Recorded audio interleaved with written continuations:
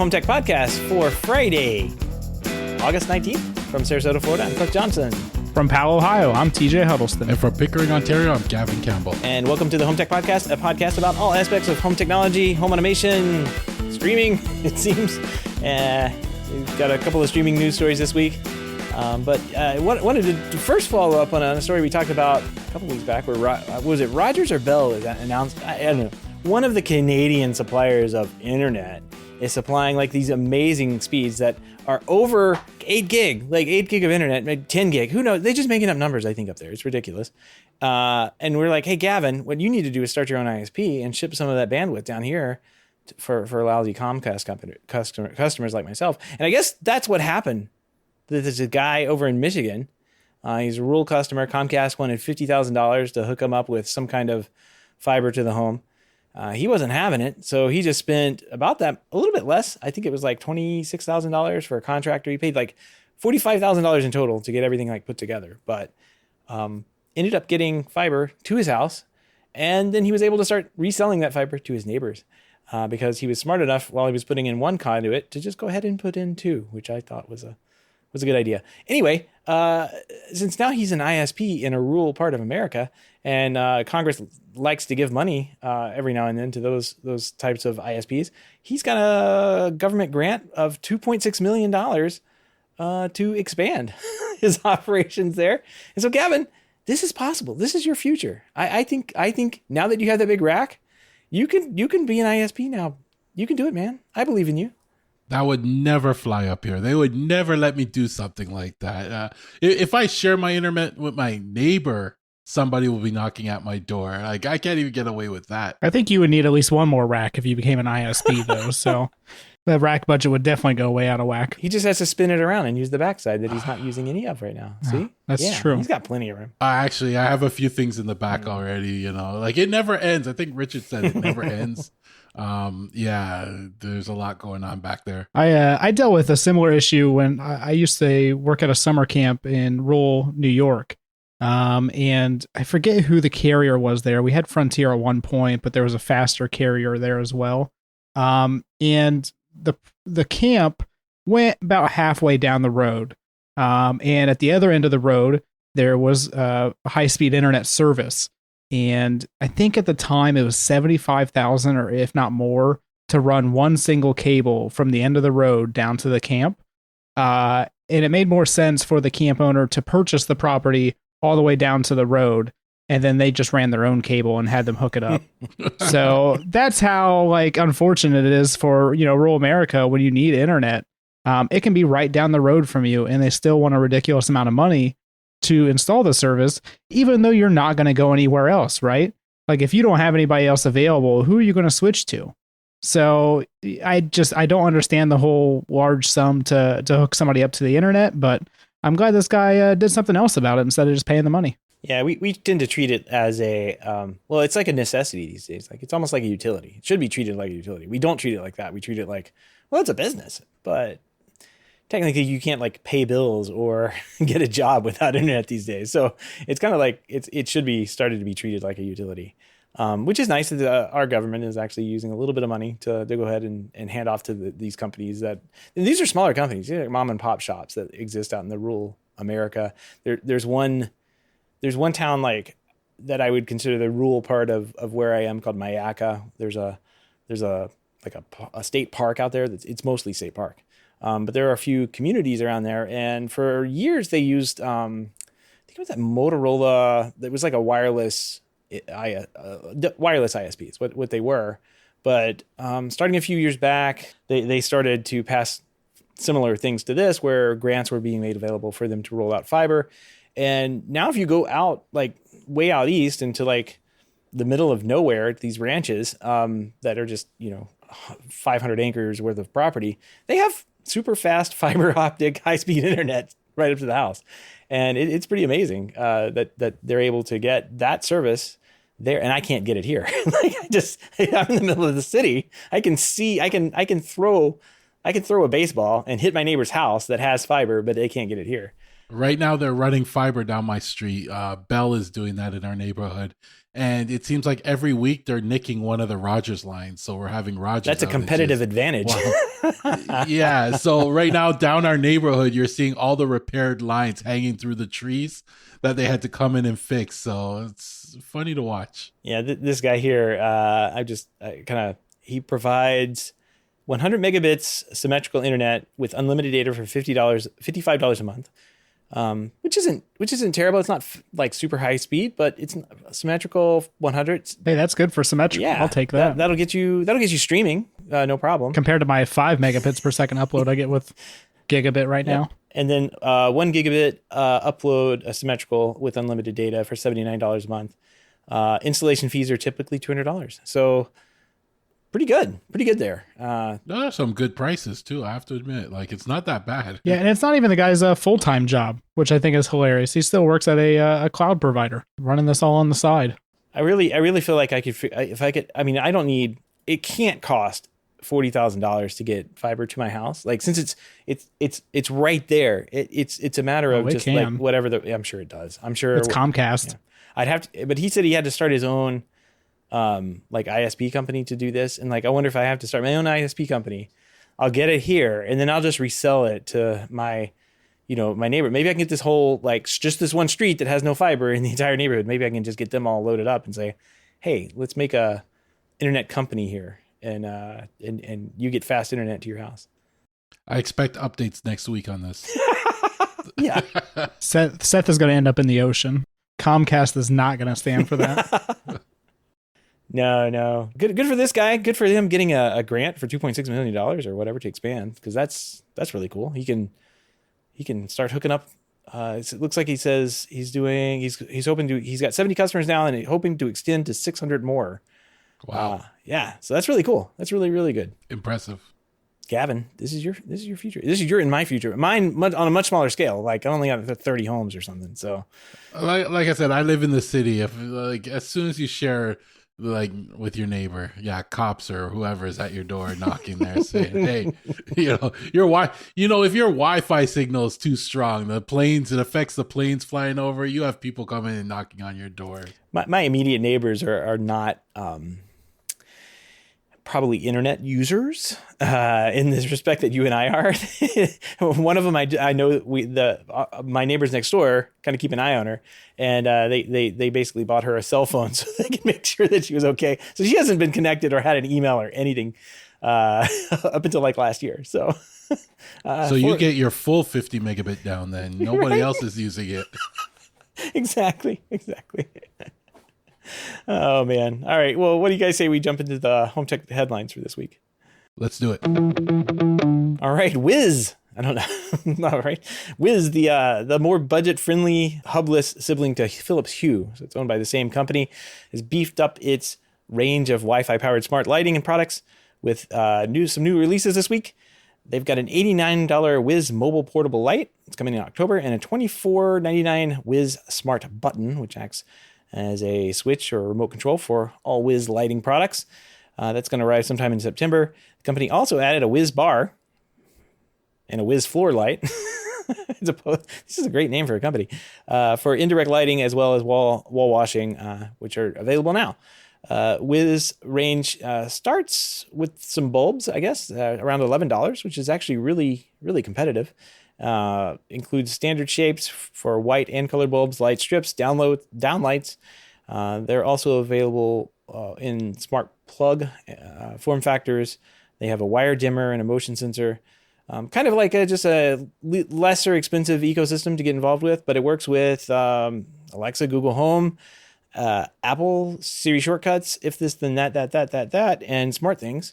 And Signify, the parent company, has also indicated that they're hoping to support Matter over Wi-Fi with Wiz products later this year when that finally drops. So kind of a neat product. I've actually never heard of this brand. Like, not really looking for products in that price range, I guess, which is probably what kept me away from it. If I did see it, and probably the name too, quite frankly, it looks like a cheap name, but it's not what I think of when I think of smart home lighting. But okay, I would tend to gravitate towards like the Philips Hue type products, and think of things in that price range. But heck, for $11 to start with a smart bulb, that's a really good price. Not the best name in the world. I think they could have thought of something better. I don't even know how long they've been around or anything, but just like you, Seth, the name is not appealing there. I think one of the cooler products that they announced out of this is the Wiz Pull Floor Light, which is $119, 59 inches tall, and you can change every color about it. And it's meant to go either standing up like in a corner somewhere to kind of give that wall wash effect, or you can take it off the stand and like put it behind a sofa or something like that. So pretty cool product in that regard. And I would imagine, the Philips Hue version would have to be over $200 for something comparable. So definitely an affordable option to smart lighting that somebody wants it. What do you think, Gavin? I think they cover all the bases. Like they have all the buzzwords in there: the Amazon, the Google, the Siri, the smart things. They have the Matter. They mention Matter. So all that being said, they hit all the key points. And they're gonna have an audience for this. They need a night light. They should have like a night light. So for those times you got to take a whiz. So the Wiz nightlight, Well, they're missing out on that. That's what the portable light is, Gavin. It's basically just a glorified lantern. So, but you can't take it outside camping with you. We need one under the toilet, one right by the toilet. Who wants to see those splashes and everything? Kind of scrolling through their products, they actually have a Wiz Mote, which is a Wiz remote that for their products. Oh. I thought it had more buttons than it did, but it doesn't. It has maybe like 4 or 5 buttons for controlling light scenes and that kind of thing. But I guess if you needed that to walk around your house and control things, you could use that. Neat little product. The new smart button is about $12.50 ppb, so price per button there. So relatively low on the cost there. We're gonna have to put a spreadsheet together and organize the PPB by. That's how we can help people pick their home automation platforms. Is what you can buy the most buttons with. Truly the apex of research here at HomeTech. So yeah, definitely the mobile portable light is your Wiz light that you're looking for. I'm looking at it right now. It's got a little handle on it. It's cylinder shaped. Looks fairly small and easy to carry around there in the dark. It's full color. It's got dual zone lighting effect and a touch panel control. That way, if you want to pee in red, then you go ahead. That's never a good thing, though. No. If that happens, you need to see a doctor immediately. That's a public service announcement from your friends here at HomeTech. All right, moving on here. Google has got some new products on the way. That Google they appear to be positioned to launch a new updated Nest router equipped with Wi-Fi 6E. It's got Bluetooth Low Energy and Thread built into it as well, and looks like it may come out later this year. And this is all based on an FCC filing that has the model number A4RG6ZUK, or ZUC. Sorry, ZUC. Similar to IDs from other Nest products and thermostats and that kind of thing. So the filing's internal pictures are kept secret until the product's released, I guess. But the wireless technology inside, they're saying, has two 2.4 gig / 5 gig bands, 2 5 gig Wi-Fi diversity bands, and then 2 2.4 and 6G dual band antennas. So that's pretty much lines it up with being Wi-Fi 6E. And it's possible this could come out later this year. No one really knows, but definitely we'll probably see a price increase. The current model is $299, and if you look at some of the other ones that are on the market, like the TP Links, that one comes in as a pair for $299, and then the Eero Pro 6E from Amazon comes in at $499 for a pair. So it's probably going to be closer to that price range, I would think. But Wi-Fi 6E routers starting to roll out. We're getting more 6E, gear and equipment that can take advantage of that extra bandwidth if you're relatively close to the router to use it. And then what's nice about this one is that if you're not able to use that, or you're not close enough to use that Wi-Fi 6E stuff, you can bump even further down to the 2.4 and use that. So probably a pretty nicely designed product. But we were talking before the show, and Gavin, you mentioned that now that it's announced by Google, it probably means that it's going to be canceled. Like, can't trust these guys. Yeah, I'm afraid to buy anything Google these days. Not only will it get canceled at some point, but will they implement some change that will break everything that you'd be using it for so long, and then they change something and it just breaks it. And I don't like Google for that, but they hit all the key things. They got the Wi-Fi 6E, the Bluetooth low energy, the thread mesh networking, everything like that. So it looks like a good product. And like you said, having the 6E will future proof you. That's a good thing as well, right? So I'm pretty sure it will perform well. It all comes down to price with me because they're competing with some big names. I know people that love, is it the Deco TP Links that are there? People seem to love those ones, and they say the performance is great with those. And then you have your Euro fan base out there. So I think it's going to come down to some pricing with this. And, if you're a Google Home, maybe that will be another deciding factor for you. Yeah, I think the Google Wi-Fi products are always probably the cheapest ones on the market when it comes to mesh networking. You can regularly find them at, Costco and Sam's Club and some other places for $99 to $200 for a 2 and 3 pack. So compared to like everything else on the market, they are cheap. I know a lot of people like them, and I'm not a big fan of them. I've used them in the past. I don't like that they're, attached to a Google account. Totally makes sense that they are because it is a Google product. But I just, I don't know. I'm just, I guess, weirded out by that myself. But I'm sure this will be priced competitively, especially when the Eero 6 Pro E is, $299 per single unit. So you're looking at, depending on how you buy them, $600 to $800 for a 3 pack. And this will come in at, half the cost of that, I'm sure. So good luck to them. I was watching a review of one of the new TCL TVs, the TCL C83, I think is what it is. It's TV model numbers. Can't keep up with them. Never kept up with them. Sure can't keep up with them now. But over on HDTV reviews his YouTube channels are really good. He was going through it, and one of his complaints was that it has Google TV built into the rebranded Android TV thing that we'll probably talk about here in a little bit. But one of the things he was complaining about, when you set it up, you actually had to log in and use your Google credentials to basically get the TV to pretty much work. Like it's to get kicked off with the Android TV, you had to log in and do anything with it. You had to log in, and I guess TCL was like, oh, we'll fix this in a firmware update or something like that. But I thought that was interesting. It's kind of the same thing. Like you're kind of locked in to logging in with a Google account or something like that to get your TV functional and usable. It's yeah, and a great tip, I would offer to people in this situation, whether it's you have a smart home assistant like Google, or use like Smart Things or something like that, is that you kind of come up with a joint email or a shared email, and you kind of register all those smart devices underneath it. And one of the advantages, if you had to do something with Google TV, is that at least all those video searches and everything else wouldn't show up under your personal account. It would be a separate account. So that was one of the first things, I did when I got Google Assistant, is that we made a joint account. And everything's just registered underneath there, and I don't have to worry about it coming under my personal account. So definitely something to consider if you're getting into a situation like this. You got a burner email account. That's what you're saying.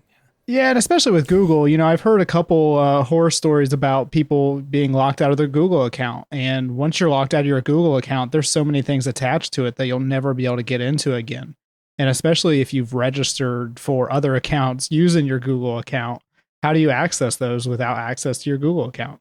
So I'm always weary about those kind of things because I just don't want that to happen to me. Yeah, it's scary to think about. There was a famous story years ago about one of like a major editor or somebody that had their Apple ID attacked, and they essentially just locked them out of all their devices, of course, but then went through and like just deleted everything. And he lost pictures of his kid, like that, baby pictures of that just didn't exist anywhere else except on whatever phone they erased remotely. And it caused a big stink and everything, but it's like it's one of these things you really don't think about. Like backups are never anything you really think about until like the worst happens. It's kind of like fire insurance or something like that. Like you don't expect to ever have to use something like that or a backup. But yeah, I'm a little overzealous with I back up locally in 2 places, and then I back up to like Amazon and Backblaze to make sure. As you should. Yeah, just one of them is going to fail. One of them's not set up right. I can guarantee you. So, if you don't test your backups, which I haven't done in a long time, they're not that trustworthy. So I'm just wishing, I guess, at this point that the bits that I'm throwing up into the cloud are good. Yeah, it's funny whenever somebody asks me like how they should back up things or what they should use. And I always tell people, you want to have 2 or 3 backups at least. 3 is usually the ideal amount, because one of those is going to go bad. And people always look at me like I'm not going to do 3 different backups. And I know, just use one of the cloud services then. You got to do you got to do 3 ideally, and then you got to test it, because I have been in a position where the backup I was doing locally didn't work, and I was like, oh well, I'll just use the Backblaze backup that I know and love, and like, whoops, it was in a state where it didn't back up whatever needed to be backed up when it was supposed to, so that was useless too. So I just lost the data, and even after taking precautions and everything and somewhat religiously backing up things, it didn't work. So yeah, back up, get a burner account and use that 2-factor authentication, because that's really the only way to not get hacked, hopefully.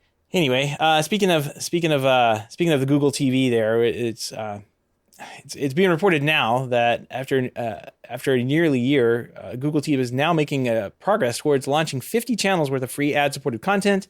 There's a couple of posts that have like a full list of the channel list, but I'm not going to go into all of those, I guess. But according to text in the latest version of Android TV Launcher app, so of course somebody hacked this to find out before it was launched.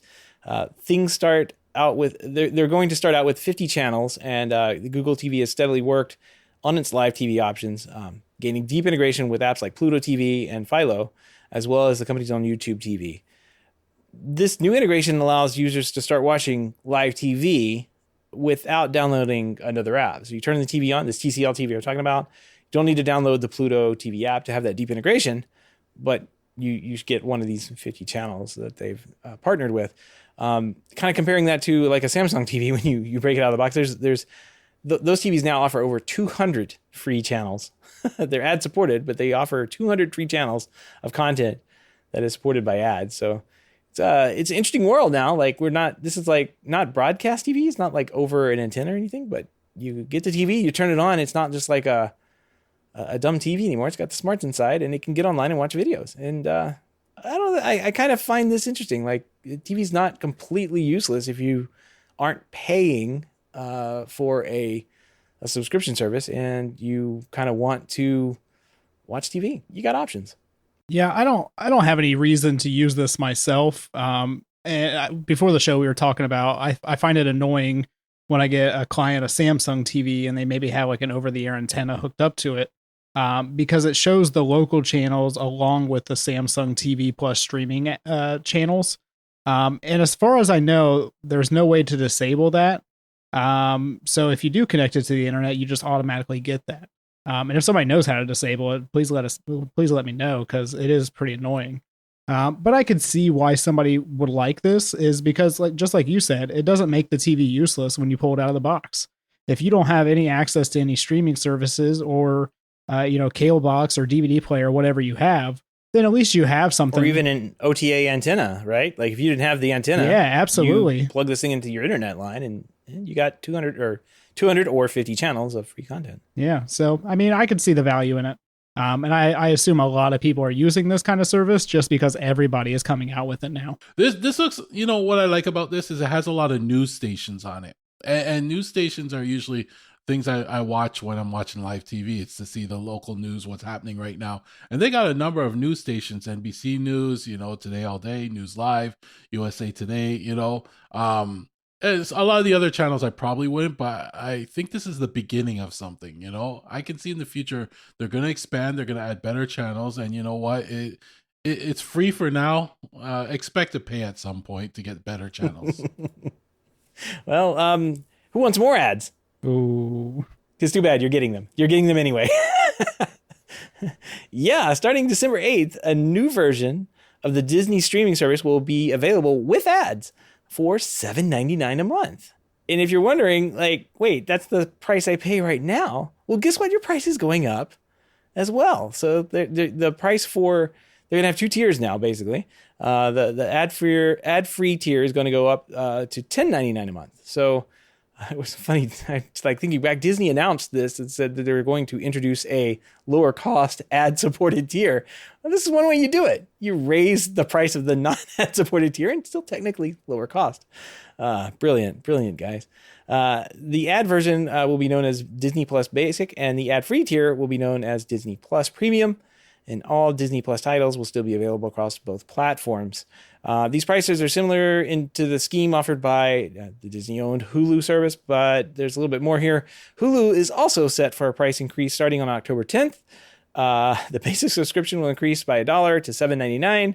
The ad-free tier is going from $12.99 to $14.99. Meanwhile, Disney Plus Bundle, which includes Hulu with ads and Disney Plus without ads, of course, who can remember all this stuff, and ESPN will increase from $13.99 to $14.99 a month, and the premium version, which includes ad-free Hulu, will remain about $19.99 a month. This is why people download stuff. This is why people steal stuff.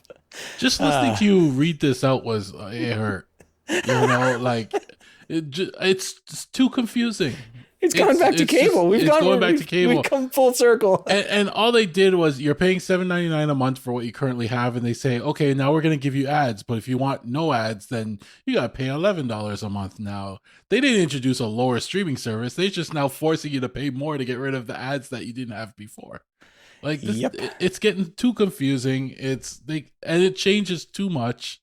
Like people just like consistency with their cable. Like you turn on the TV. You remember the days when you didn't even know, like you just knew what channel things were on. You just was like, I'm going to channel 24 for my news. I'm going to channel 16 for Days of Our Lives. Well, now all that's changing, right? Like it's getting confusing. Well, we all knew that Disney Plus was gonna get more expensive though, right? Like there was no way that it was gonna last forever at $7.99 because that is extremely cheap compared to every other streaming service out there. So I just kind of figured when they launched this at this price that they would definitely increase price at some point. Probably didn't see it like this, but totally makes sense because I think we're paying for one other streaming service, maybe two. I think we're paying for like Crunchyroll and like Discovery Plus, which is less than $10 a month right now. But everything else is north of $10. I'm trying to remember what we paid for Disney. We paid like this deal. It was like 2 or 3 years of Disney Plus. And it was like I think it was $75 for like 2 or 3 years. This is a launch price, like this launch deal that they did right before.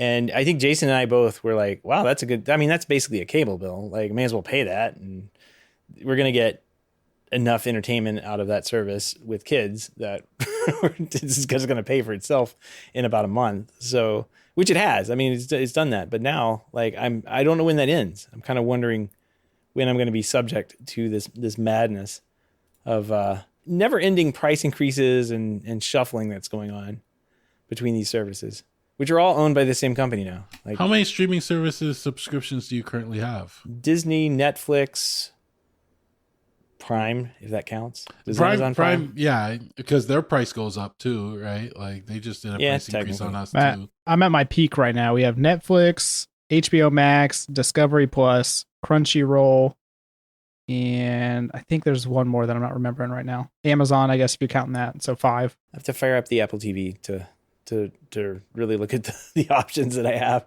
because they're all kind of rearranged towards the top, and we do rotate things in and out. Like if something comes on Hulu that we really want to see, we'll flip Hulu on for a month and turn something else off. Yeah, that's what we do. Yeah, and you get HBO probably for the Game of Thrones starting up soon. Yeah, I heard about that. It sounds like it's a prequel or something they're making for that. So hopefully, I mean, what's funny is we were really into Game of Thrones, and that last season came out, and we had canceled HBO, but we were going to turn it on and then everybody was like saying how bad it was, and then of course the last episode hit, and they're talking about like how like the streaming on it like failed. TJ, we were talking about HBO. This was like a major deal a few years back when that season finale of Game of Thrones came on. And their technology stack, the video was so atrocious that nobody could actually see what was on the TV because it was, I guess, a dark video or something. I haven't seen it yet, but everybody said it was just not even worth watching. So we never have. We just, in our minds, the Game of Thrones just lives on, and they're doing things with dragons. And this is why you shouldn't be an early adopter. We watched it way after this and didn't have any problems. Well, yeah. I mean, I guarantee it was like a problem with their, like the CDN was just overwhelmed with how many connections were coming in for the season finale. Well, it was an awful last episode, so don't you worry. I'm very upset with the last season. One of these days. Don't worry. They created a spinoff, so they can ruin that as well. You sound bitter. I'm so bitter. It's like a waste of like a whole TV series. It's like the whole thing was just so good, and then the last season they were just like, we just have to kill this somehow. We don't really care how. Just everything happens. No. Oh, I couldn't watch that. I can't watch 20 seasons of Walking. Nothing is worse than the Lost finale. Do you remember that one? Lost was an excellent show, and I think it still holds up today. The problem with Lost is that the showrunners lost control of the show. Yep. Lost control of the show. Hey. And the ABC executives were like, hey, let's throw a bunch of filler seasons in, like full season. They're like, we have nothing written for this. And they just had to make up stuff. So like it went around and around in circles. I think if they had ended that, like now you can have a successful series in like 3 or 4 seasons and everybody's like raving about it. Yeah. That went on way too long. Like The Walking Dead, The Walking Dead is just ridiculous. That could have been 3 to 4 seasons and they could have done a really good job. They could have had all the spinoffs and still kept the thing going. But man, the AMC is just, they don't know when to stop. There's so many walkings and so many deads. And like how many of these zombies are still alive? It's unbelievable. Wow, there's only 10 seasons of Walking Dead. I feel like there's got to be way more. Oh, that's just one show. Like, look at all the other walking shows. Yeah. The number of steps they have logged in that show is ridiculous. Just walking. The characters are great. Great character writing, great character development in like the first 3 or 4 seasons. And it's like, I want to see what happened to these. And it just got to the point. I'm just like, I can't watch this anymore. We're done with this. And I just got up one day and I was angry and I just left. And my wife tried to keep watching it and she couldn't. So we're done. Sorry, AMC. Should have ended that. Should have killed the walkers and called it a day years ago. Or killed the people. I didn't care. Just kill them. Kill just anybody. End the story. That's all we were tuning in for. You know this. How does it end? It was all a dream. They're all dead anyway. Exactly. Anyway, moving on here. Snap One. In a surprisingly short post, Snap One revealed that it had acquired a company that everyone already thought had been acquired by Snap One. Claire Controls. Claire Controls makes a Claire One security system, which kind of made for the custom install market. It's got automation stuff built into it, connects with home automation platforms and that kind of thing on the pro side. And they've been a long time Snap One supplier, Snap AV supplier, whatever, selling both branded security systems and the cameras through an exclusive partnership. Since that they started back in 2019, so they've been around for a long time in the Snap ecosystem. So here's the post that was on their website, and this is pretty much it. It says, building on the success of its existing distribution agreement, Snap One today announces the acquisition of Claire Controls, the maker of smart home and security solutions. Snap One partners who install hybrid, so that's what they call dealers now, who install hybrid smart home and security solutions rely on Claire Controls products. We're proud to continue supporting partners who look to Snap One for best-in-class and easy-to-install solutions like the Claire Control brand offerings. Kind of interesting. TJ, have you ever used any of the Claire? I think they have like Vision or something like that. Claire products that are there. Honestly, until this was announced, this very short post, I had no idea that it was even a thing anymore. I kind of thought they had got bought out or acquired a long time ago, just because I never hear about them. Yeah. They didn't make noise in the market. I would see like press releases every now and then. So full disclosure, I worked for Claire Controls way back when they were like a startup and they didn't really exist as the company they are today. There was only a few of us and we were just kind of like mucking about trying to release a product that was not this. This is like 2 or 3 iterations in the product line down the road from where we were. We were making something that would compete with Crestron and Savant and looking to do that. And since then they've pivoted to more like focusing on like the production builder market, I guess. So every now and then you'll see like 3,000 homes being built with Claire One products or something, like they've signed an agreement with some builder that in some neighborhood somewhere. But I haven't. I'm kind of with you, TJ. I haven't seen anything other than kind of like those types of press releases from Claire. And I, kind of, I'm not saying I follow them closely, but at least I recognize the name when it comes up and in the news. Yeah, I haven't really seen them do much outside of like this exclusive agreement with Snap. And I guess it kind of makes sense. Like Snap AV really doesn't have, or Snap One, I guess now doesn't really have a security offering for like a panel type security system. They can kind of maybe bring this in house, this product, and utilize it for their dealers, and get them an automated a security panel solution like for hardwired or wireless security that integrates well with the brands that they sell, like Control 4. So kind of makes sense from a strategic platform. Gavin, you have any thoughts on this one, or you're just like, these are companies I'd never heard of and probably never will see? Never heard of them. Never, like, when I looked at this article, the highlight of this article was the picture on the side. It was their latest magazine cover. The lady, Allison, she's wearing a Nirvana t-shirt, the famous Baby in the Water. I was, I was focused on that because I have no clue who Clear Controls is.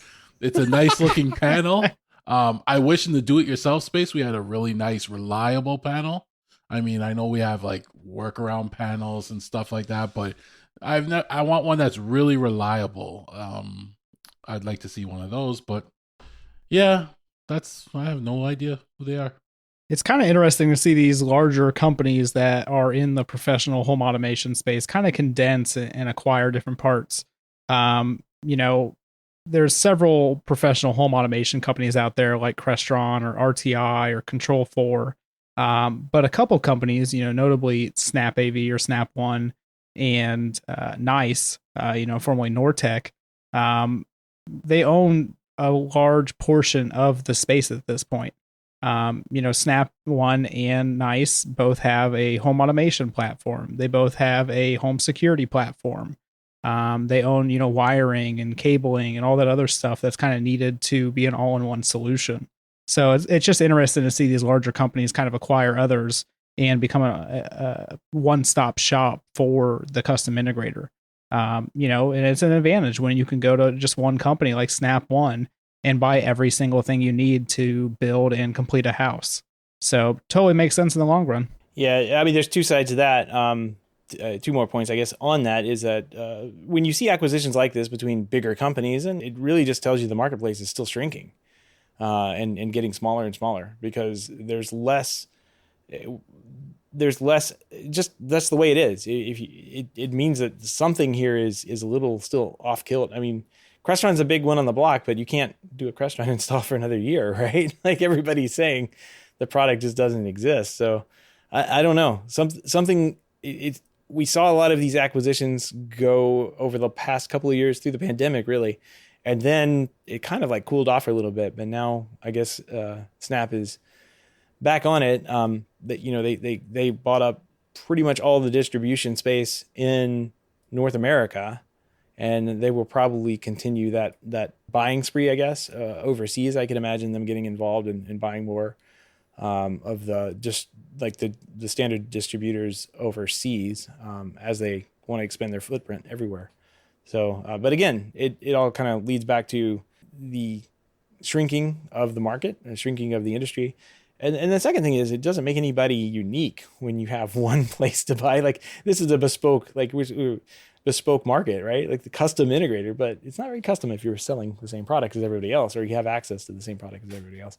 And that's kind of what's made the boutique industry of custom integration so boutique over time, right? Because there was some exclusivity to smaller brands that not many people had heard of, and or they had heard of, and it's just like you can only buy it from like two places.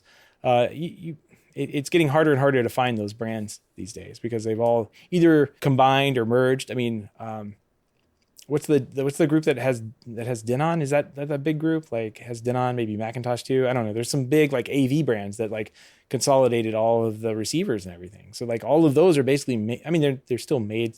United Sound, is that it? I don't remember. They've changed hands so many times. They have consolidated all these products in the industry to like 2 or 3 mega companies that kind of own and control the supply chains for all of them. It's like, well, are you getting like the same receiver when you buy a Marantz as these days, or as it was when it was the 1970s when no, you're not. Like, it's completely different brand, it's completely different company, completely different components that and that make up that, and basically you're just buying the brand on the front of it that you remember. So anyway, long way to say, and like, these acquisitions are good and bad. Like, it's nice to have the a company like Claire One, I guess, brought into the fold of Snap EV, but also it kind of should be a warning sign, or just maybe it's just a warning in general that the market may be getting a little smaller for everybody.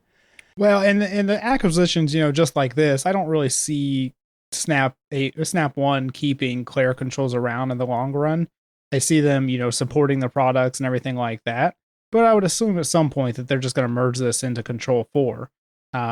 Because why wouldn't you want that integration just already there? So, that's kind of the thing that stinks for the long run, is that maybe it does consolidate a lot more and you're not going to have that individuality anymore. Yeah. I mean, they do better by buying these brands and keeping them separate. Like, Triad didn't go away when Control 4 bought them. But Control 4's brand of audio stuff went away, and now they use Triad. So it's like, okay, the engineering people that they just scrubbed off the Control 4 branding and put Triad on it, and they probably got some assistance making the product. But I guess what I'm trying to say is I don't see this particular product being rolled into Control 4. And the reason for that is, like, it integrates with other stuff already. Like, it integrates with RTI and Elan and Crestron and all that stuff. Like, they have drivers for the security panel. They've been pretty automation forward when they made it, which I think is what helped it gain traction in the industry. Well, and that would be my only thing, and that's probably why I'm saying, the rolling into Control 4, just because nobody knows who Claire Controls is for the most part. And those products would work well with Control 4 if they were able to integrate them fully. Yeah.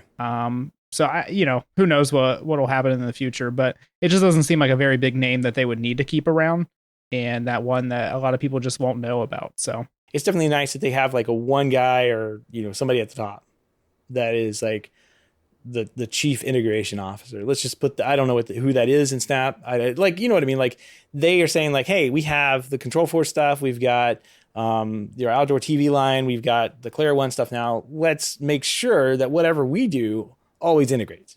Like, no matter what, it just always integrates. And that's good. That's a good thing for everybody. That would make too much sense for the technology space. Yeah. It doesn't happen. I mean, it just doesn't happen very often. So it would, that's not a pipe. I don't think that's a pipe dream, because it's what we see with Snap AV already. Like, their products, you can go to their website and maybe you have to be dealer, maybe you don't, but you can definitely download the control protocol for Sunbright TVs, right? Like, you can write a driver for Habitat based on that protocol. Like, it's not difficult, but and if there is one for this Claire One, maybe they write it internally. I don't know. Like, but they could definitely release that integration down the road for something like Smart Things or Habitat, that kind of thing. So maybe not Smart Things, because they're just going to change on you anyway, break their integrations. So yeah, the smart home space is still in its infancy, so plenty of things to change still. Yep. Sorry, Gavin. We talked a lot about custom integration business, and he's just sitting there like, I don't know. I've never heard of these people. Yeah, I imagine he's off reading about what's her name here, Allison Hagendorf. I don't even know who she is. I don't know. She really likes music in their fan out. It just looks like an ad, so I'm not even sure it's relevant to the article. Yeah, I don't know. Oh, it's our latest issue. And I guess that's just the one. There's plenty of other people that you can read about if you click on that, and plenty more covers. Oh, interesting. Let's move on here. After reporting a bumpy third quarter earnings last week, Sonos announced that it decided to push back a product launch that was originally penciled in for some time in the near future. That product launch in question is almost certainly the long-awaited Sonos Sub Mini. It's reportedly a more affordable subwoofer than the existing $750 Sub. Sub Mini appeared in FCC in June. And if you kind of like follow the trend line of when things appear in the FCC, and then when Sonos actually announces and launches the product, it should be sometime around now, for like pretty soon for them to launch. But instead, Sonos spokesperson Aaron Oh, I should have put her last name in. Patagas? I don't know. Confirmed to The Verge over there in an email saying, I can confirm that we decided to push back an anticipated product launch from Q4 2022 into Q1 2023. So that would put its rescheduled arrival sometime between October and December, where we get to know a little bit more about the Sub Mini, maybe the pricing and all that good stuff, maybe some pre-orders. And we can I'm going to keep moving our bets back. I've got our predictions over here that we put our bets on the line. TJ was at $449. I was at $599, and Gavin is saying $600. I didn't write next to that Canadian or American, but we'll leave it on there either way. We'll do the conversions later on. All right. Keep it fair. Yeah, might have to up mine after seeing the Ray pricing. Little high for me, so. Yeah, Sonos never, I mean, they always like to come in high on that. So, but unfortunately, we're not going to get the Sub Mini this year. I've been holding off on it. Like I've been staring at the subs online, like used Gen 2, Gen 3 subs, thinking like maybe I buy one now for the garage and I can get like a theater set up here finally. I got the projector. I've got a mount for the projector to hang it from the ceiling, and I've got like my crummy little screen over there hanging on the garage door. It just needs good sound out here, like when you watch a movie. The Apple HomePod's doing an okay job, but like I can get a Sonos, sound. I already got a Sonos everything else. Like, may as well get the Sonos soundbar, put that in. May as well get a Sonos sub, put that in. Call it a day. But now I'm gonna have to wait a little bit longer to get the little mini sub. I just do like I did. I bought a used Gen 2 subwoofer, so that way I can use the upgrade coupon and sell the old subwoofer and buy the new Sub Mini. He's planning ahead. Just got to think about it. I've been watching the Sub Mini because the regular sub I think is just too much for the space I'm putting it in. The Sub Mini I think would be perfect. It'll just add that little extra bass that I'm looking for. So I'm kind of upset that it's being delayed. But rule of thumb, no matter what you think it's gonna cost, add about 30% to that price, and you'll get probably what they're selling it for. Gavin, have you not learned anything from this rack?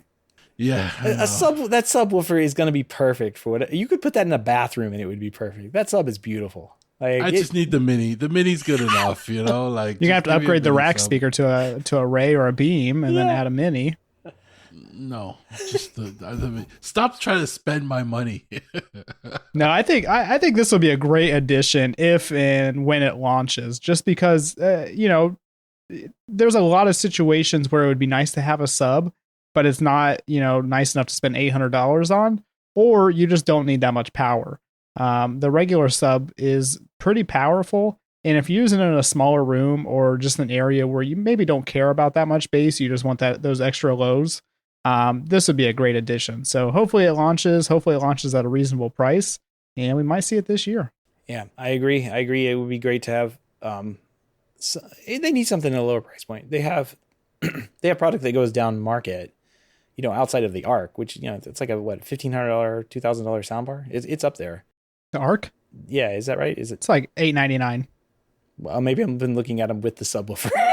Yeah, like as a complete package. Yeah, maybe I'm looking at them like with a complete system with like the surrounds and everything. So I was kind of like, yeah, that sounds about right. Yeah. Okay. So, but yeah, you can go down into the Beam and still, it doesn't make sense. Like in some situations, it wouldn't make sense to do the larger sub. I totally agree on there. So it'd be nice to have like another option to get. And a lot of times, even like I have the old play bar, right? It's a good sounding soundbar, but it does not sound great until you add the sub in. And that's what a lot of Sonos products need. They just need that little extra oomph on the bottom and pull it out of the speakers on the wall and put it into that sub. And it really makes the system sound, just 1,000 times better. So hopefully they do come out with that and we are able to get our hands on one. Hopefully they release it before someone buys out Sonos. So. Don't say that. Yeah, their stock took a real big hit on Wednesday last week. They did not have a good sales quarter, and they hadn't fired enough people, and then they just got sued by Google. So just all kinds of bad news for Sonos, and the CFO left. Yeah. They've been playing tricks with that company for a while to like juice their numbers, and they had a really good like through the pandemic. They had some good quarters through there, but they've been playing games, and they recently let go, like recently within the last year or two, they let go like a ton of people, and it's like somehow their stock just kept skyrocketing, and it's like, well, it's because they don't have any people working there anymore. So yeah. I'd like to see them stay around. I do not, I'm with you guys. I do not want them bought by Apple. That would just be the kiss of death. And then Google, we know they'd keep them around for at least a year, and then they would just strip the patents out of it and then sell everything else. Just like they did with Motorola. Yep. Or they would just keep them around and just like have like half weird product launches like the Nest brand over the next, it's like, oh, it's there. They would never release Chromecast on it. They'd just be like, oh, we can't do that. You can't do some agreement we assigned, yeah. Oh man, those guys are still bitter about it, and they'll never put Chromecast on Sonos, even though we own them. Oh man, yeah, that's exactly what would happen. If right. Google or Amazon buys Sonos, I'm getting rid of mine immediately. Just so we're clear. Yeah, I probably be in there. I'm gonna go back to buying those old component systems, the old receivers with speakers, do it old school. Yeah, you can't put speakers, you can't put the microphones in those. No. All right, TJ, I have found a new show for you to watch with your Bounty Hunters show. This is going to make a great addition to the type of TV you like to watch, TJ. A new America's Funniest Home Video style show hosted by none other than Wanda Sykes is on its way to your TVs very soon. Discovery Plus, I'm sure. It won't be showing any clips deliberately captured with smartphone cameras or video cameras. Nope. It's going to feature videos captured by Ring doorbells and smart home cameras. The show is called Ring Nation and is produced by MTM Television and Big Fish Entertainment.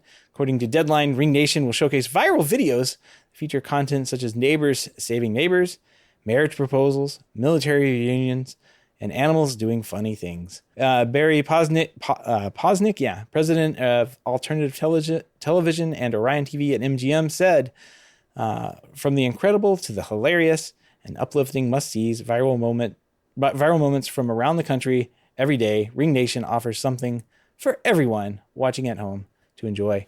This is going to be just for you, TJ. This got your name Genius. All over it. Honestly, I'm surprised it's taken this long to come up with this idea, just for the simple fact that like a lot of the viral videos I see online now are from like Ring doorbells or other video doorbells of things happening. Meteors falling from the sky, cars crashing into your house, babies being saved, cats being attacked, all kinds of crazy things. So, I think it's hilarious that Amazon has started this because why not? Make a YouTube channel. What is wrong with these people? Heck no. They have to fill those streaming numbers up. How are you going to do that without custom content like this, Seth? This is the dumbest thing I've ever heard of in my life. I could just see the Amazon employees. It's probably like they were probably just going through all our videos anyway, and then they would see all the funny stuff, and then they would share it amongst each other in the office, and then somebody said, "Hey, let's make a TV show out of it." We can get Wanda Sykes to host it. Yeah, exactly. And that's probably the birth of Ring Nation right there. Whoever thought of that, I hope they got a huge raise because this is going to be the idea of whatever year it launches. Everybody's going to be watching this. This is literally ow my balls. I'm sorry. This is the dumbest thing. I don't even know what that is. What is that? Idiocracy. Oh, okay. Like this is literally the TV show that they sit around and watch people get kicked in the butt. And this is perfect for our short attention span because Ring videos are 15, 30 seconds. They can fit so many videos and so much commentary into like a half-hour show. This is like America's Funniest Home Videos again, but with Ring cameras. 100%. You guys' homework is to watch Idiocracy, and then we'll report back next week. Just like everything else television does, they just got to rehash what they already had before. So why not? Why not? No new ideas here. I was driving down my street today, and I had to do a U-turn and go back and take it. I put a picture of this in the hub, but somebody had put a Ring doorbell above their garage door as the security camera. They obviously have height requirements for those that can visit. for their visitors. Yeah. You got to be at least 10 foot tall. Oh, is that Shaq's house? Because that would make sense. Maybe his grandma's house or something. Yeah, it's really funny. I just drove by. I had to do a double take, and then I was like, no, I got to go take a picture of this. This is too good. So So you actually drove by this, like this. It's one of my neighbors. It's one of my neighbors' houses. Yeah, yeah. Did they clear it with the homeowners association? Oh yeah. No, you don't need it for that. I just thought it was funny. Like it's a door, and it's like right over their garage. It's like not. It would be. I think it would be ideal if they had like one of the security lights there, but it's a Ring doorbell. Like it's you. I don't know. I don't know what you would do with that. It's kind of funny. The best part is the Ohio plates in the driveway. So Well, that makes sense. Now. shout out to Ohio. Oh, it now adds up. Okay. They obviously brought it from their winter home or their summer home. All right. Well, all the links and topics we discussed tonight, including that whiz light, can be found in our show notes over at HomeTech.fm/400. 400, guys. That's pretty cool. All right. Well, moving on. We got a mailbag tonight. And listener Don writes in. He's got 2 words for Gavin: rack studs. And I'm thinking, is he talking about like renaming the show? Like that sounds like a great. We like racks. It's our new TV show. Yeah, we can make a reality TV show. Oh, Rack that's studs. genius. We just go and fix messy racks all the time. Going to like McDonald's. Or, I mean, I'm not going to fix, we'll just tell people what to do and what money to spend to fix Oh, it. that would be awesome. Yes. We could tell you how to spend your money on a new rack. Better than a Wanda Sykes hosted thing, I'm telling you right now. And then This- everybody would be like, why do we need to do that? I have a cabinet over here. Exactly. It's like, this is too much money. I'll just put it in this IKEA thing that I bought for $35. My back rack. All right. Well, TJ giving you grief about the screws. Tell him to send you some rack studs. I have, I guess there's different types that you need for the different sizes and stress ratings on different, like heavier products and that kind of thing. So, I don't know. It's kind of out for me, Don, but for each his own, I guess. Like he's like, he says they're very nice for things you might move out from time to time. Unless you use the rails, rails are really thick, the red studs or the Duo work, purple or for thick rails. So keep an eye on that. If you are interested in rack studs, looks like you got to do a little bit of research on it. He said he also has a suggestion for Gavin for the Unify Keystone plate that we talked about. He found and purchased on Amazon one that matches the Unify colors exactly. And each hole is numbered, and he said it's very solid, and it doesn't seem to stay in stock for very long. It's made by the company Rack Idea. We'll put a link to it in the show notes here. It's 24. Here it is, Rack Idea. 24-port Keystone patch panel, blank patch panel for Keystone Jacks, Keystone panel, Unify Silver, color silver. They really are hitting up that SEO on the Amazon listing. But it looks good. It looks like Beautiful. it's supposed to. Yeah. He says it matches. The color picture doesn't look very good, but I guess there's people who have pictures of it down, that say it matches the. And Don here says it matches the color very good. So, Gavin, if you wanted to swap out your Keystone Jacks, do a little extra work, a little extra credit, you can match that the UDM. Well, UDM you're gonna have to get the Pro one, right? With the rack you have to gears. get the rack mountable Yeah, one. You have that little trash can thing. It sits on top of the rack. It's not really a good solution if we're being honest. The more I look at this rack, the more I think about things, and this things start to bug me. And I was thinking of taking that Dream Machine and even mounting on the wall away from the rack, and then I'm thinking, What'd you get the rack for? Yeah, you paid all this money for a rack, and you're talking about I'm just gonna mount it on the wall. Like, no. I can't do everything at once. I need future projects, so I'm going to save that for a future project. I was looking at the rack studs, and then it started to come. It hit me. This rack is sitting in my basement.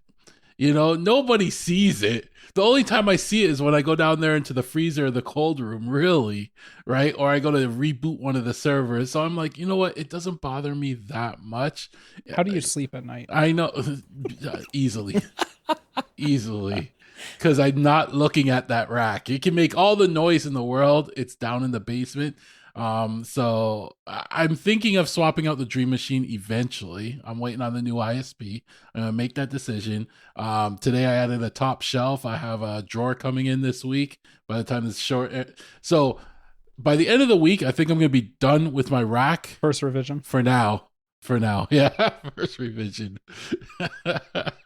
Yeah, I thanks for the information on the rack studs, Don. I actually bought a pack that I have never used yet. Just because one of the things, I want the whole rack to look the same. And if I can't use them for heavier things like a UPS or a computer or something like that, then I have to just go to traditional like cage nuts and rack screws anyway. And I might as well just use that. But I do have I think like a 20 pack or 30 pack in the van, waiting for that one moment that I can use them, where it'll be convenient. So hopefully I can use them soon. I did not realize there was different weight ratings though, so that's pretty hilarious. Yeah, and you're gonna have a problem with like you need those security ones, so you can't lock down your Yeah, I don't like people touching my stuff, so I definitely need the security ones. And these ones you can just spin right off. So I will nitpick this Unify patch panel thing though. They use black screws when they could have used silver screws. Yeah, not really matching up. See, Gavin, you got to go with the whole aesthetic. You don't want somebody going in your basement and just thinking that you don't care about your rack. My whole oh God, you're giving me a complex now. My whole rack is like black, right? Like that's the theme I went with. And it's annoying that the Unify switch I have is in silver. That's the one piece that stands out. And I was actually looking around to see if there's templates, stickers you can put on a faceplate or something I can replace it to get with black. So I'm looking for one of those to see if I can, because that does bug me. That doesn't match everything else on there. Oh, I'm sure somebody makes one. Well, I just bought rackstuds.tv, so when Amazon's ready, we're ready.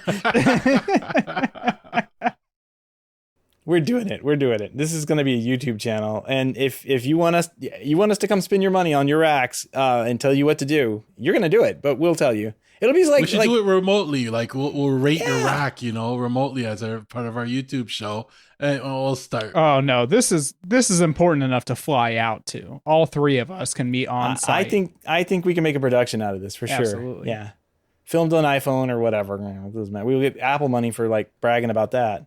Yeah, I'm excited about this. Hopefully, this venture comes to fruition here, and we're able to help you out with your racks because we're rack studs. And rackstuds.tv. We can launch it on our own streaming service, and then we'll give everybody access to our free security system. I'm still looking for a front plate for my Unify switch. I gotta get it in black. Do they have face plates that are in black for the Unify switches? I'm looking for one, and I don't find one. You have to send me your model number. We'll have to see. There's a ton of. Do you have Etsy up there? Yeah, we got Etsy. I have stuff shipped from the US from Etsy. Etsy's like the best thing for that. All right. Okay. Right. Well, thanks, Don, for writing in. We appreciate the feedback and the help spending more of Gavin's money. Any opportunity we have to do that, we're for it. So. Yeah, fix those screws. Rackstuds.tv. All right, moving on here. I got a pick of the week. I've got something for your rack studs out there. I have this card in our notes called Seth's Zip Tie Thingy. And the guys have been kind of like, what the heck is that? For a couple of weeks, but it's these things. I saw them on Amazon one day and I was like, oh, that's kind of a clever idea. And it's basically a zip tie holder. It's got like, how do I describe this? It's a circular clamp, I guess. It's a hole you put zip ties in. You can replicate this with using another zip tie and wrapping it around the zip ties and zip tying them all together in a bundle, because that's what I think most people do. But this has got like a little, what you hear rattling here is, it's called a carabiner or something like that. You can clip it onto your belt. You can clip it onto your tool pack. And all you have to do, it holds these securely. It looks kind of like cheesy, but it actually works. I'm kind of impressed. You reach in and pull out a zip tie like you normally would. TJ actually pointed out that it glows in the dark, which I tested out before the show, but could not conclusively say whether it glowed in the dark or not. But it does look like that kind of like glow in the dark plasticky thing. It's kind of like that off-white look to it. But overall, like, I don't know, 6 out of 10. Like it does what it says on the tin, right? Like it completely serves that. Seems to be pretty well made, like high quality, thick plastic. Holds the zip ties. They haven't fallen out all over the floor like I would expect. But they're pricey. They're like $20 something for two, like $25, $27 for two on Amazon. 2 for $25. It says supposedly the normal price is $35, so not sure how true that is, but for $25, I don't think it's like the worst purchase you could make. And if it works, then so be it. I never liked using like the single zip tie method just because I'm forgetful, and so I would take 5-10 zip ties out of it, and then I would just lose all the zip ties at that point. Is it like self ratcheting, or do you have to manually close it as you take zip ties out? No, it's got like a spring thing in here that you can open things. Like you have to force the spring thing open, and it's got like, hear it? this is my ASMR stuff right here. So the first time you use that and your zip ties don't fall over the ground, that'd probably be worth like it. here, it's got a solid spring in there. It's kind of like little grommets that the thing kind of like latches onto and presses together. So two for 25 isn't bad if you had a reason to have more than one. So I'm happy with it, just because it also allows me to take the zip ties out of my work bag, which is such a bulky thing to have inside the bag when you're trying to carry things around. I can take them out and clip them on the outside, and they can dangle there and be happy. And I can be happy actually putting tools in a work bag rather than a bunch of zip ties. So they save a little bit of space. And I guess, like I said, they do what they say on the tin, and I can't complain though. Very noisy here on the show trying to get this put back together. Now they took it all apart though. Well, you made me a believer. I'm buying a set. Yeah, I'd recommend them. Here you go. Zip tie thingies. I don't even know what they're called, but they're on Amazon. Zip tie organizer holder. Oh, see, they can do way better on their SEO. They just need to put like glows in the dark, hold zip ties fail. Zip ties all over the floor. Yeah, I think they'll do better if they work on the SEO. And for $25, it comes with 28-inch black zip ties. I mean, they did not give me 28. No, did not get that in my package. Got ripped off. Yeah, back on Amazon. 1-star review. Yeah, 1-star review. Where are my 25 zip ties? They're probably not zip ties you want to use either. I will say that I've been like kind of moving back a little bit on how much I actually do use zip ties though. I've been using the Velcro branded Velcro stuff, like little strips with the little ratchet. Yeah, hook, loop and hook or something, hook and loop, something like that. Yeah. They make them, you can buy them like in 4-packs, way under the price of whatever this is, and there's hundreds of them, maybe 400 of them in a pack. They're great. They're absolutely wonderful to use, and I have been using them a lot more because they get as tight as a zip tie, but then I can go back and undo things when I need to undo things. So the stuff that I touch a lot, I have been putting into Velcro, and the stuff that I don't touch and I don't want to move goes to zip ties, as usual. But anyway, TJ, you probably just want to use like some kind of metal zip ties. Make sure nobody ever messes with your wires. Security screws zip tie, if you could find that. Yeah, not really worried about anybody messing with my wiring at that point. It would be in conduit or something else. So I still use zip ties for anything that's permanent or to kind of get that nice structure around things before I put Velcro on it. When I started off in the industry, we used zip ties like crazy. You would go through, 100 bag within minutes, if you're pre-wiring a place or something like that. So I'm kind of still in the habit of using zip ties to get everything into its location, but then I try to finish it off with Velcro. So that way, if I add anything or need to remove anything, then it's relatively easy at that point. Gavin, have you gotten any? You doing zip ties or Velcro in the rack? What are you doing? You have silver or black zip ties? They're black. They're not zip ties, but I'm using the Velcro, and I help with the cable management along the rails and stuff like that. But I find the zip ties are best when you're interrogating people. I mean, they're stronger. So I utilize them and that would be great because it clips onto the belt there, easily accessible. If they break their hand out, you just zip out a new one and put it down. You're good to go. Yeah, and the good thing about that one is you could use any size zip ties with it. So you'll obviously be able to fit less into it, as you get larger, but you don't have to worry. 8-inch, 16-inch, 20-inch, they'll all fit. The world is your oyster, or a zip tie, whatever. It comes in packs of 2, so you'll always have plenty of zip ties. It's like at least 2 packs. All right. One for each side of the belt. So Yeah, left hand or right hand. Double zip tie. Maybe they'll sponsor us for our rack stud show. Quick zip McGraw. Yeah. All right. All right. Well, let's move on here. If you have any feedback, questions, comments, incriminating evidence of abductions or whatever Gavin's talking about over there for the show, give us a shout. Maybe not that one. I don't know. Maybe not that one. No. Don't send any of that to us. We don't want to know.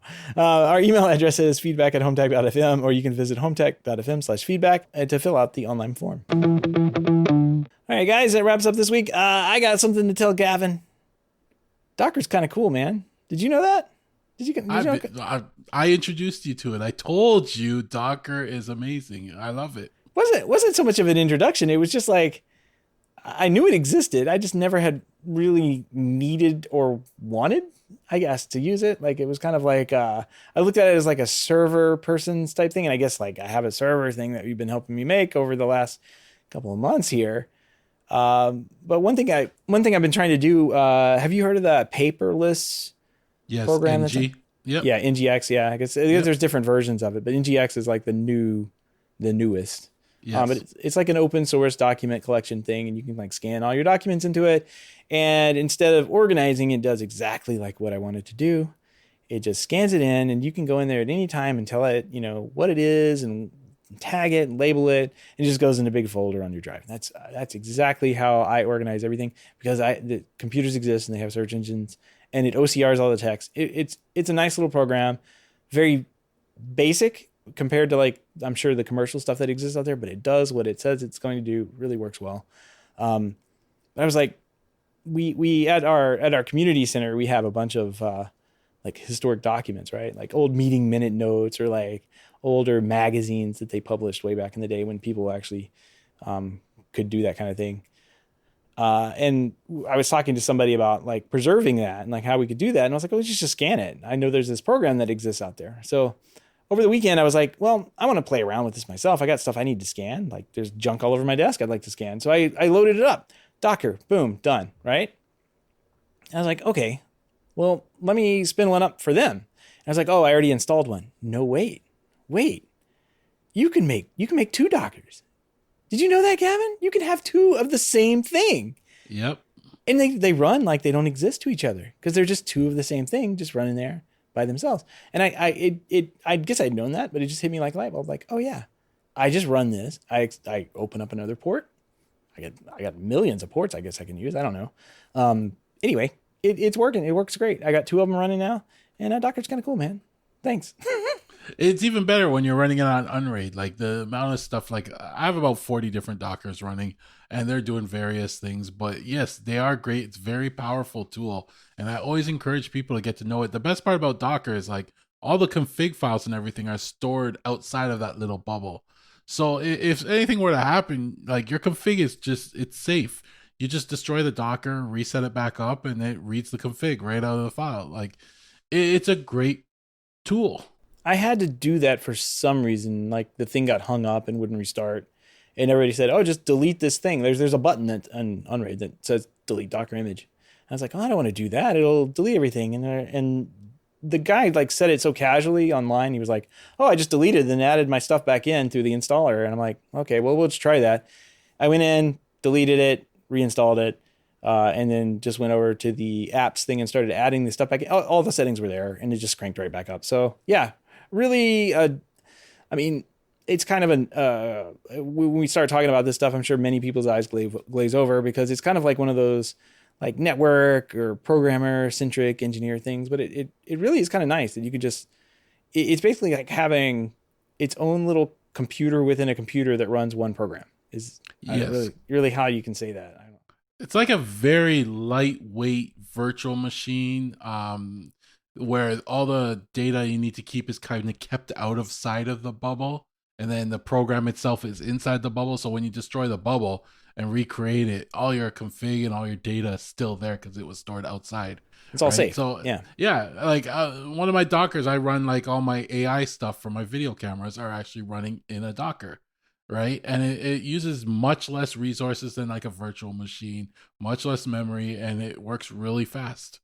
Computer in a computer that runs really fast and does one thing and one thing really well. And yeah, it's a nice little, it was nice to do that. And what's really nice is like, there's all this stuff, with Unraid that and even on like the Docker, like you can go to the Docker website, there's all sorts of like these open source programs I've never even heard of that pop up like almost like in an advertised way or just like in a featured way where they're talking, like they'll feature things and you can go in and just install it, tinker around with it, see if it's something you want to mess with. And if not, delete and it's gone and you don't have to worry about it. It didn't hurt to do. Like it doesn't really make or take up any space, so to speak, just some config files. Like you said, you can delete it, move on. If this paperless thing didn't work out, then I would have just deleted it and tried to find something else or something like that. We run our show notes like on something that's similar to it. It is running in a Docker somewhere.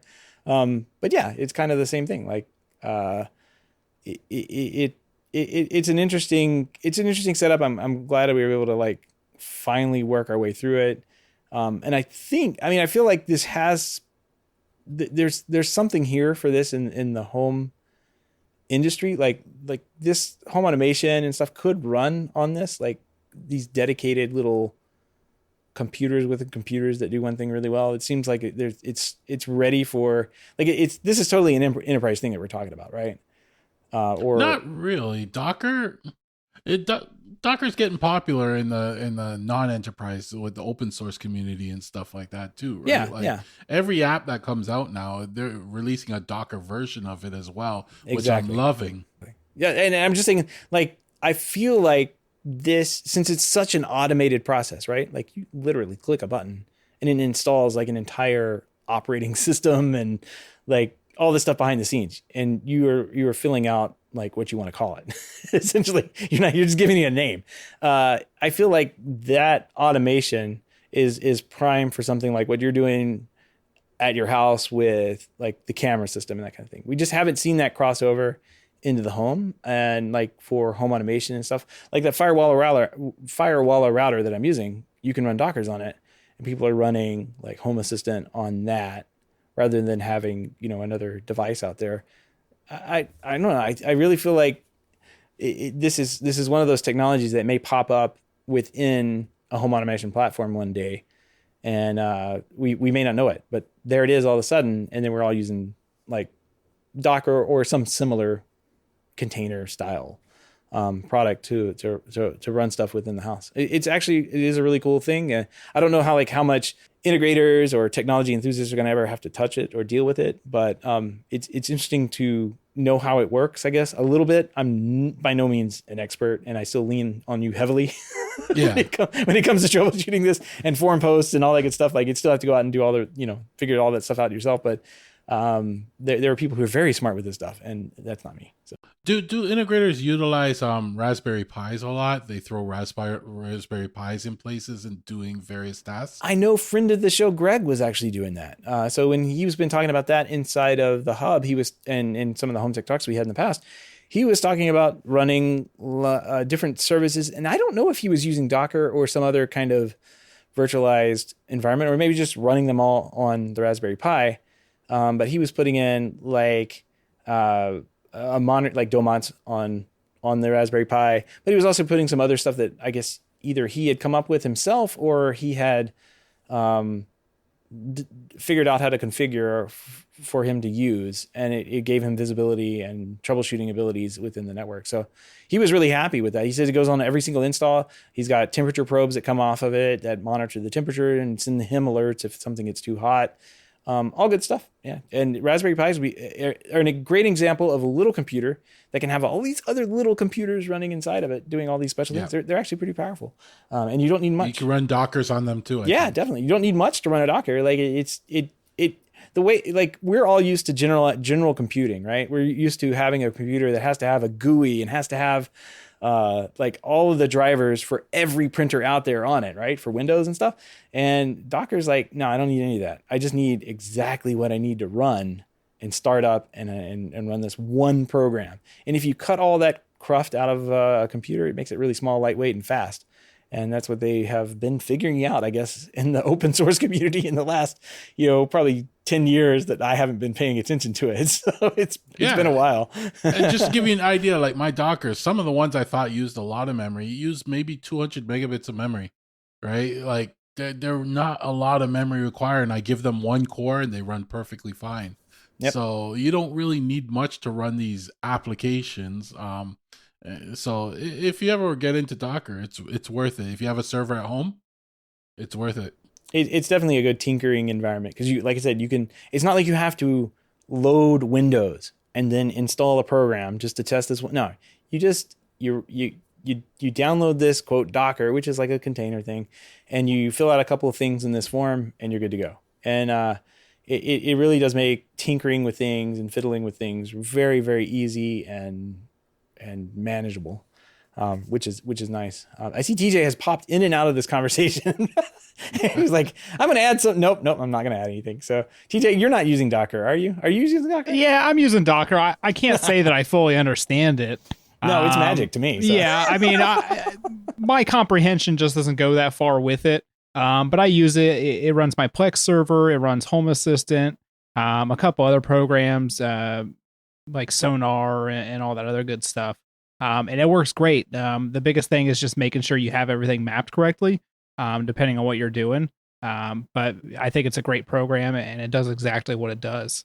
When you say mapped, it's just like ports, right? So like, yeah, and sometimes like the or different shares, yeah. Which is not like, it's just a path to where you want the files to be saved, and the port is like, just make sure you're not trying to run it on a port that's already running something else. So yeah, no, not. It's not the worst thing I've ever configured in my life. Now, and the only time I know of custom integrators using like something like the Raspberry Pi or like this is, specifically like Greg's case where he's using it for Domots. There's a lot of products that come that are based off of the Raspberry Pi, and when you get them, you look at it, you're like, man, this is just a Raspberry Pi, but I'm paying $800 for it for some reason. Yep. There's a decent amount of products in the professional space that are like that, but I would say that nowhere near a large percentage of people are installing, this kind of thing in a customer's home just because of reliability. They want something that's out of the box and it just works, instead of having to configure it and play with every, finite detail of it. Yeah, definitely. Yeah. I will say the reason I have a Raspberry Pi is because one of the overseas hubs that I pulled from some house years ago was actually a Raspberry Pi. And it was just in a metal box rather than that they had made and branded or whatever. And I just, took it out. I think it's sitting on the table over there. That's what their $600 Pro hub is that I did not want to buy a couple months ago. And somebody from the Slack channel graciously sent me. So. And the $600-ish Firewall router that I have is a Raspberry Pi of some type. I mean, it has more network. It's more of a designed board from someplace in China, I guess. But it's a Raspberry Pi inside, and it's doing Raspberry compute stuff inside. So that's kind of cool. Like this stuff is. It's either Raspberry Pi or it's the ESP chips, right? Like they're just everywhere. And Raspberry Pi is more of a computer, and the ESP stuff is more for lightweight, like little small sensors and devices and that kind of thing. But I just saw actually, speaking of Firewall, they have announced, if you go to their Reddit, they're taking pre-orders for the Gold Plus or whatever they're calling it. It's a 2.5 gig router. And I'm like, oh man, I should have waited. That'll look good in Gavin's rack. Yeah, it will. They claim there's going to be a rack mount version. Ooh, so, even better. Yeah. Can't wait. Dream Machine. Dream Machine. I gotta save up for that. yeah, roughly about the same price if I'm thinking about it. I'm not sure how much the Dream Machine Pro costs, right? Is it the Pro? No, it's the SE. The SE. Okay. $499, I think, for that model. I don't know. Firewall is probably more expensive, but all the stuff on Firewall works. Well, yeah, and you'll be able to do way more advanced things, like actually set up a VPN and whatever else. A real VPN like WireGuard, just like 2 clicks and you're done. Crazy. So, yeah, it's wild. I'm pretty happy with that thing so far, so can't complain too much. I just wish it was rack mount. Anyway, the never-ending rack sagas continue, but I guess that wraps up the show this week. If you have any, we do want to give a big thank you to everyone who supports the show, but especially those who are able to financially support the show through our Patreon page. If you don't know about the Patreon page, head on over to HomeTech.fm/support to learn how you can support HomeTech for as little as $1 a month. Any pledge over $5 a month gets you a big shout out on the show here, but every single pledge gets you an invite to the hub, where you can go in and I don't know, make Richard mad. I guess he's been on a tear from some things that we said on the last episode, but that's okay. It's both your fault.